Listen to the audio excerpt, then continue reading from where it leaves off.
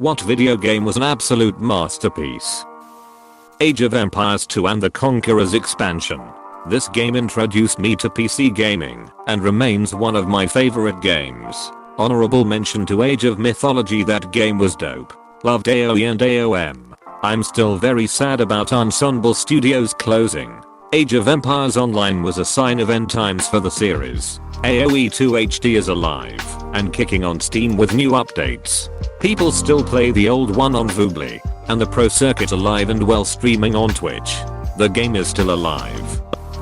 Tetris. It's been around since the mid-80s in various incarnations, but ultimately the gameplay has remained almost identical throughout. Half-Life. Huge turning point for PC gaming and shooters in general. Also, the birth of Valve. The whole you literally play straight from start to finish. No level endings or cutscenes was insanely awesome at the time. Truly it was innovative at the time. Now, with today's standards, of course this won't mean much, but in '98 playing HL felt like a movie, in the good sense, and a good one. You went on and on because you just couldn't get enough and want to see what would happen next. The beginning, the army's arrival, the silo, the research center where you discover the truth. Man, that was fantastic.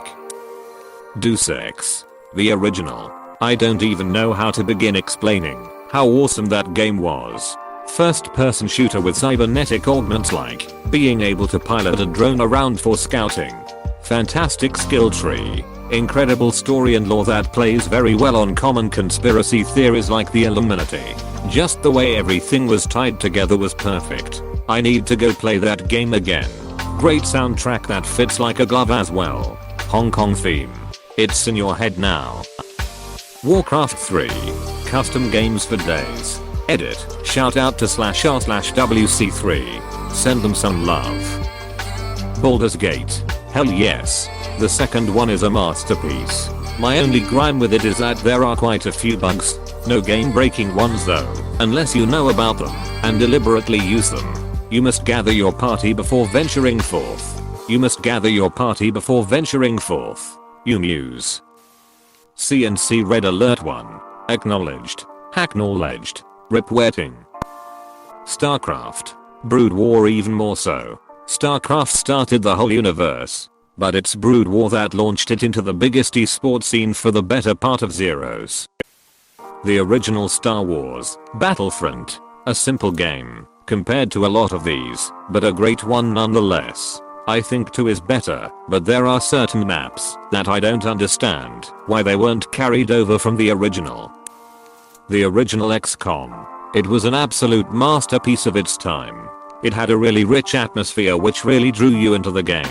It also had a punishing difficulty level which made simple things like approaching a barn at night completely terrifying. Even though it was turn-based, it was heartbreaking to lose your good soldiers. The modern XCOM is a great game, but it doesn't really capture the atmosphere of the original. It just had that 50'IES UFO craze all over it. Vampire the Masquerade, Bloodlines. I've never seen better storytelling than what was in this game. And especially the Malkavian line was just amazing. Couple that with one of the richest atmospheres you'll ever see in a video game, and you have one of the best RPGs of all time. Too bad it was riddled with bugs. Fallout 1. Fallout 1 was a little more darker, little more serious and a little heavier than its sequels. Not that the other Fallouts aren't great, but there was just something special about the writing and storytelling in Fallout 1.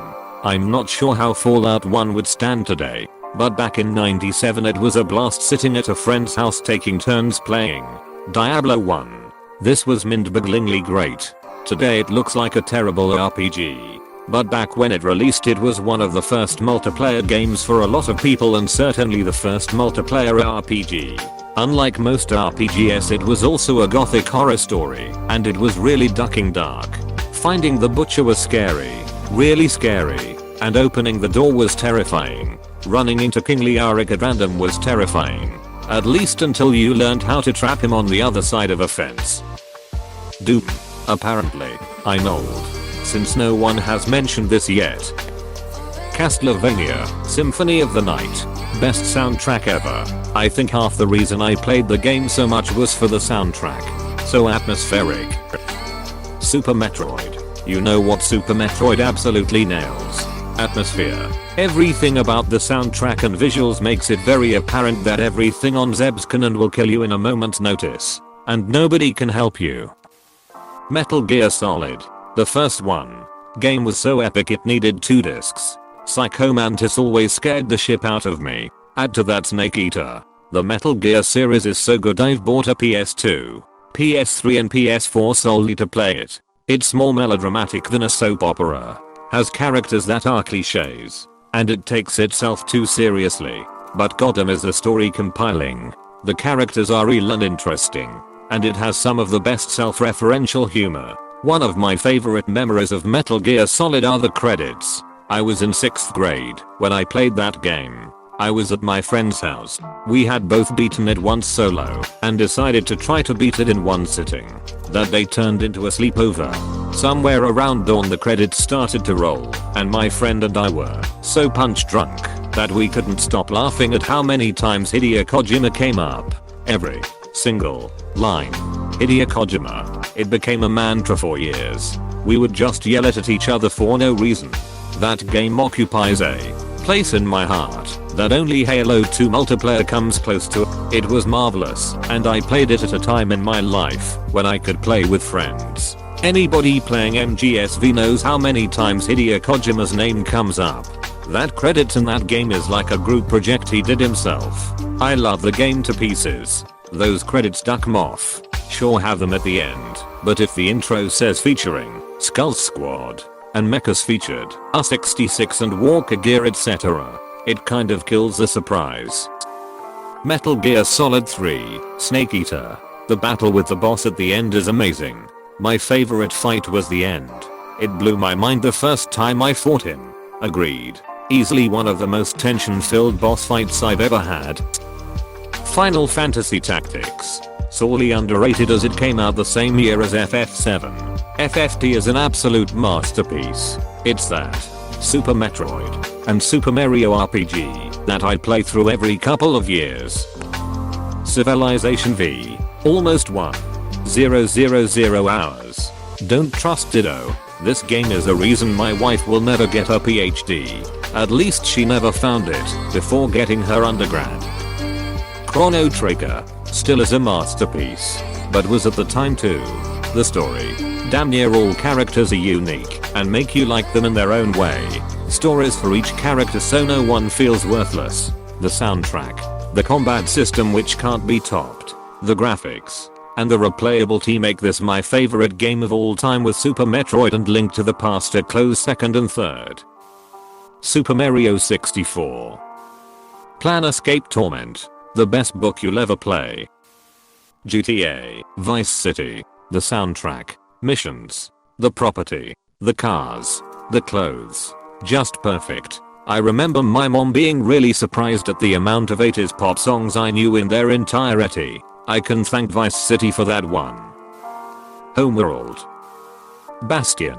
The art style, music, narration, story, and replayability were all superb. Yeah, that's a great one. How do you think it stacks up against its spiritual successor Transistor? Currently playing through that and enjoying it just as much. But a lot of people seem to think it's inferior. I think story-wise Bastion was pretty epic, but I seemed to identify with the main character of Transistor a bit more. I really wanted to see her get revenge as I played. Legend of Zelda, A Link to the Past. Ocarina of Time did the most to advance the franchise, but I think all P began the golden age of Zelda games. Personally my favorite Zelda of all time. The best in graphics, soundtrack, and controls. Top it off with an amazing ending wrapped with closure, good or bad. Closure makes you feel like you completed something. It really did it for me. Halo set. I remember playing it for the first time and being absolutely blown away. I must have played the Silent Cartographer at least 100 times since 2001. Duck the library though. Okami. I fell in love with the art in this game. The HD version is so pretty I find myself just look for minutes at a time whenever I play it. Fallout 3. That first time I walked out of Vault 101 and the wasteland of DC slowly came into focus is one I don't think I'll ever forget. I completely agree. I played that game spoiler free the first couple times around. Best game experience of my life. I will never forget. Earthbound. The ending especially. I played it without the help of Nintendo Power, so once I finally figured out the ending, I just sat in, or as the rest unfolded. One of the first times I can remember getting choked up from a video game. Did you play the end game portion? It clears some stuff up. Mother 3's ending is a real gut wrencher. I have beaten it multiple times, and every single time I'm reduced to tears at the end of chapter 1 and chapter 8. Journey. This game is the closest I'll ever reach to enlightenment. Journey is a piece of art that you happen to be able to play as well. Everyone who plays Journey has a different experience. It's one of the few games where I've cried just from its beauty. The soundtrack is got to levels of beautiful, and from the story it was conveying. 11/10. Would recommend. Just don't come in expecting a crazy game, because you might come away a little disappointed. It's not a game you play so much as one you experience. Journey makes me so sad. I unlocked all the trophies, beat it about 5 times, but the experience will never be the same as the first time. And it's so short that the magical moment was over so soon. Silent Hill 2. My first thought when seeing the thread title. And I play a lot of video games. This is one of the few true masterpieces.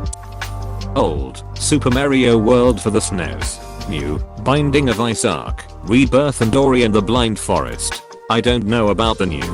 Not much of a gamer, but Super Mario World is the perfect game in my eyes. So many glorious hours. Dude, even compared to today's standards that game is incredible. You have multiple ways of beating a lot of the levels. Secret levels that you can unlock after activating things throughout the world. Multiple ways of getting to the final boss. -2 complete secret areas of the game. Fairly varied enemy types. Awesome soundtrack. Every now and then I will start a new run through the game, and then just disappear off the face of the earth for about a week. It's one of those games I'm definitely going to make sure my daughter gets to experience. Graphics still hold up well too. Star Wars, Knights of the Old Republic. It's the only piece of Star Wars media I know that manages to match the original trilogy in storytelling, character, humor, and action. Oh, and it has the best twist in gaming history. The best twist I've ever experienced in any movie, TV show, really any type of entertainment media. I'm a big fan of BioWare games, but haven't played their older games, Old Republic and older mostly, but the twist got spoiled for me. Still worth to go through it? It's an older game sir, but it checks out. Apostrophe. Both of the Kotor games are a bit dated, but they are still very fun. The storytelling and character interactions are superb. Kotor 2 recently had an upgrade on Steam to be more compatible with modern systems. And they also added Steam Workshop support, meaning the highly praised, and most people would say essential, restored content mod is easy to install. I highly recommend them. Edit. The characters all have that BioWare charm too. You get attached to your crew just like in Mass Effect. I absolutely loved the second title. Even though it wasn't as stable, it had a nuanced take on the way the Force was viewed in the galaxy. Final Fantasy VI. Seriously. Kefka's one of the best villains out there. Golden Eon N64. To think that the multiplayer was added in as a quick afterthought. And most of the people working on that game had never made a game before. And the whole game was 12 megabytes. RuneScape. I see what you say. Not many games can have such a large impact on such a large range of people with such a simple game. Edit. Thank you everyone for all these replies. These waves of nostalgia are beautiful. I miss the days of coming home from middle school and mining an Alcarad. When I got members I was so ecstatic. Right? Question mark? Question mark? Question mark? Question mark? Gosh, it was so simple those first few months of playing. I miss it. Selling everything to the general store for fractions of the price. Killing goblins. Gaining interest in mining and wanting so badly to bait fish in that nasty Lumbridge River. Mining in Alcarad. And carefully avoiding the killer druids outside of Varrock. Experiencing the wilderness for the first time. My goodness. cutting willows in Draenor, fishing lobbers on Kiramaja. So many different stages in that game that were ever present as you ventured throughout the world, witnessing the noobers doing just as you had at what felt like an eternity ago. Also learning the map. I loved learning that game. I wish I could experience it all over again. There's really no way to scratch that nostalgia itch anymore. Portal. I actually preferred Portal 2. I remember picking up the different turret the first time around and listening to it go on about Greek mythology. I accidentally held onto it when I walked through one of the doorways and genuinely felt bad about killing it. If I remember correctly, there was a scene where you can save a defective turret from a disassembly area, and it said phrases that Cave Johnson said too, which lead to people theorizing that his consciousness was put into that turret. It's the same turret, and that is one of my favorite fan theories. If you listen carefully to what it's describing, the turret isn't babbling nonsense. It describes the history and plot of the game in metaphor, using Greek mythology. It even says her name is Caroline. Pretty blatant spoiler. It says things about Prometheus, snips of the incendiary Lemon's speech, don't make lemonade, get mad, etc. And the Caroline part. All really creepy. Resident Evil 4, Biohazard 4. I must have done everything you can do in it at least 10 times over the years. Resident Evil 4 is definitely one of the most impactful games ever. The weirdest part about it is that its influence is usually considered one of the best things to happen in terms of game mechanics, yet one of the worst things to happen to the horror genre. Oh man. Dwarf Fortress. It's a game that produces its own stories and you decide where in this gigantic world, full of fantasy style creatures and places you settle with your small group of dwarves to strike the earth and mine whichever of the multitude of types of metals and stones, so you can produce goods to sell and weapons to protect yourself from whatever lies deep under the soil, but also the dangers of goblins and undead elephants and necromancers above ground. Every game is a completely new story. Every game you will learn something new about it. It's not for the weak of heart. It has almost no graphics to speak of. It has no mouse controls, and a lot of things are just plain weird. I haven't even scratched the surface of what this game is, but it's fucking amazing. Dwarf Fortress isn't a game. It's an insane little world. My friend was playing and got up to smoke a bowl or whatever. The thing is, he left his dwarves running around in real time. Next to his fortress was a little lake with a little fish. The fish would splash a dwarf and the dwarf would run into the water and drown trying to kill it. And the fish would get a little bit bigger.